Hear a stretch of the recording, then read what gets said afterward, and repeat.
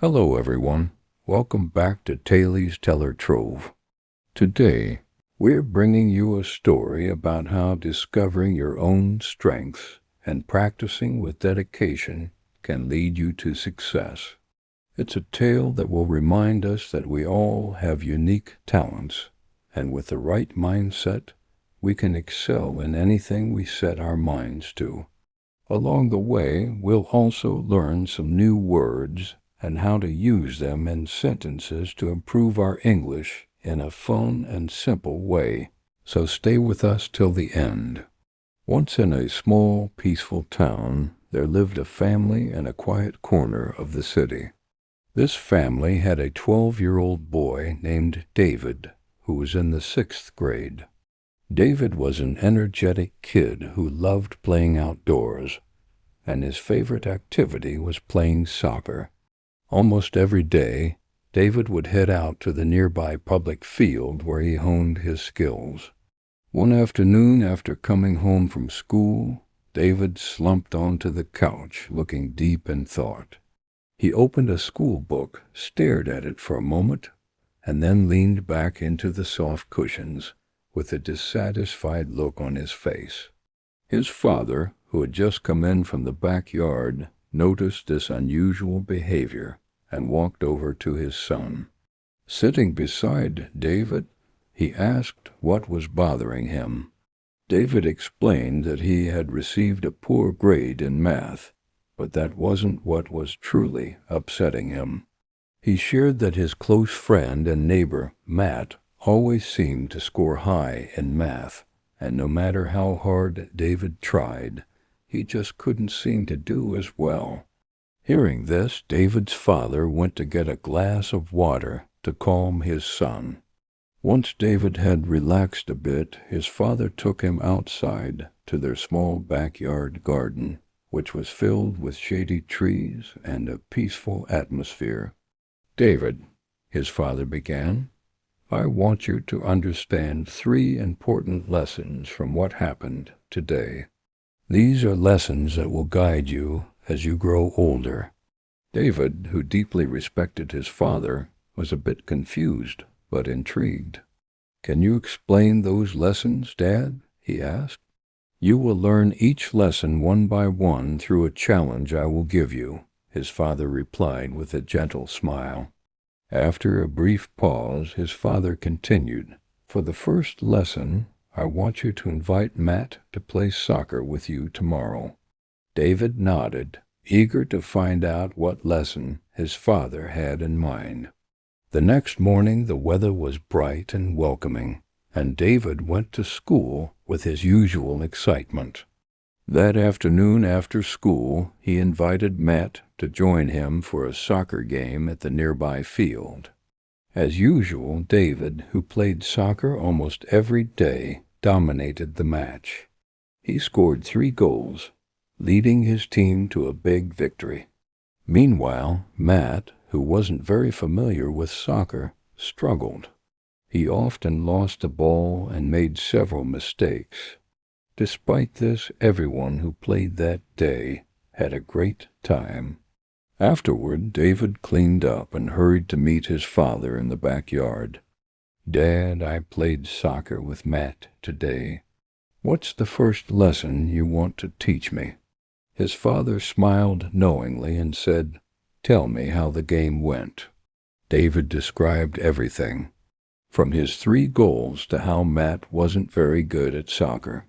His father nodded and said, "Look at this, David. Matt may not be good at soccer, but he's great at math. Just like how you might struggle with math, but excel at soccer. We're all different, and that's okay. We each have our own strengths and passions." David felt a wave of understanding wash over him. He realized that people are different and don't have to be the same.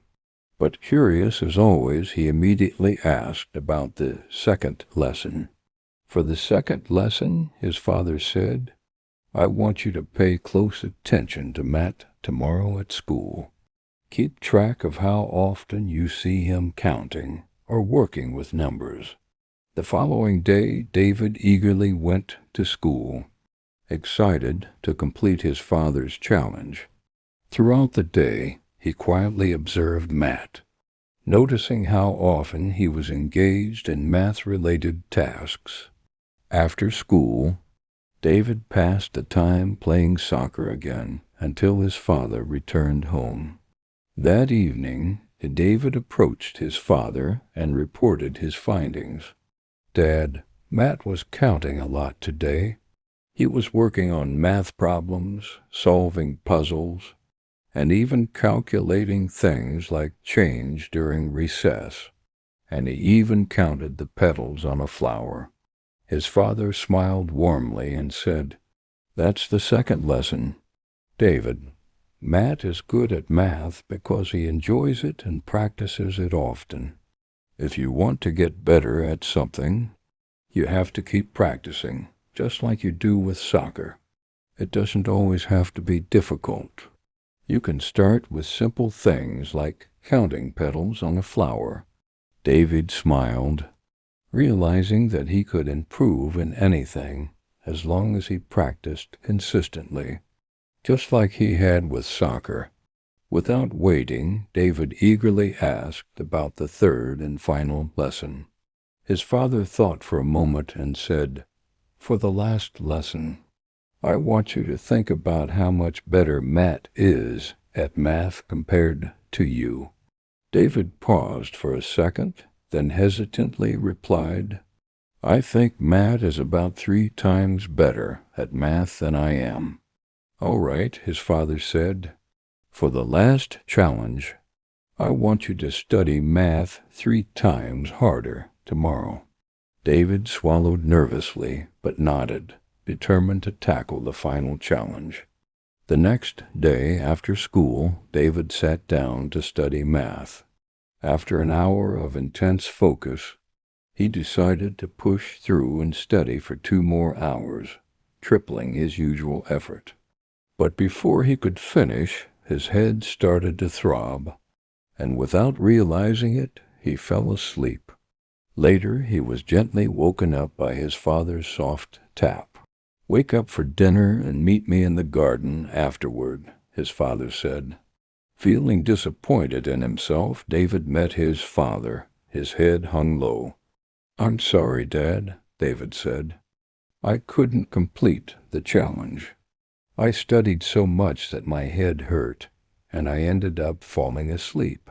His father gently patted David's head and said, "David, this is what happens when you try to master something you don't enjoy.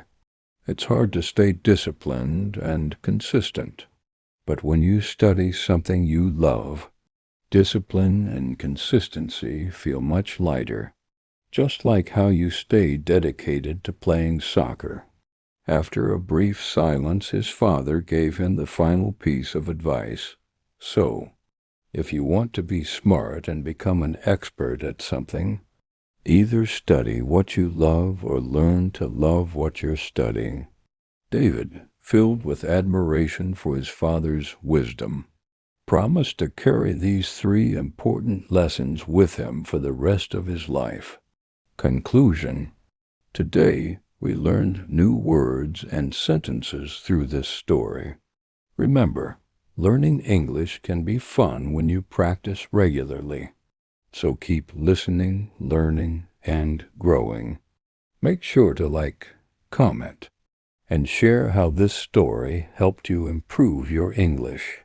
Thank you for watching, and I'll see you in the next story where we'll continue learning together.